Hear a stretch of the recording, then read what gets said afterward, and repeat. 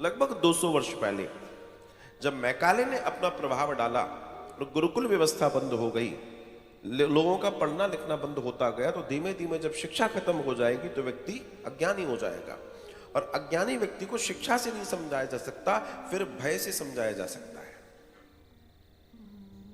तो फिर एक नई परंपरा जागृत हुई कि ये पीपल है जो 100% ऑक्सीजन देता है, क्योंकि चूल्हे जलाने हैं तुम्हें, और चूल्हे जलाओगे पता पड़ा कुछ नहीं दिखा, बोला इतना बड़ा पेड़ खड़ा है, ये काट लो, बड़ है ये काट लो।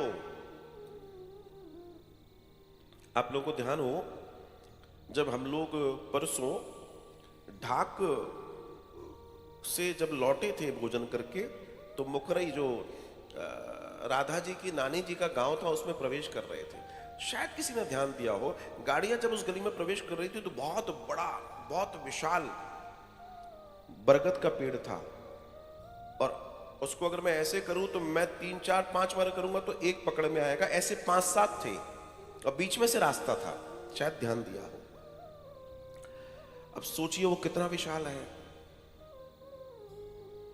इस पूरे परिसर में जिसमें हम बैठे, इसमें वो 5 पेड़ आएंगे, इतना है, इतनी उनका व्यास और सारी।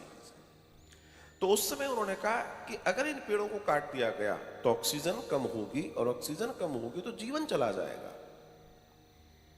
इसलिए बोला गया इसमें भूत है,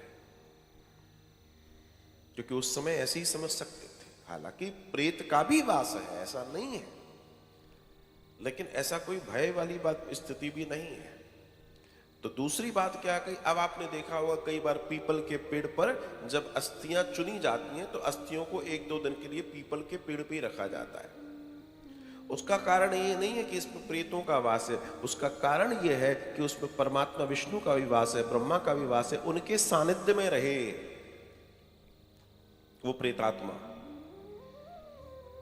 प्रेतराज का भी उसमें वास है, लेकिन जहां परमात्मा स्वयं हो, प्रेतराज की क्या स्थिति होगी, सोचिए, विचार कीजिए। तो उस समय ये बताया गया। आज लोग समझदार है, अब हम ये जान पा रहे हैं कि इसमें परमात्मा का वास है।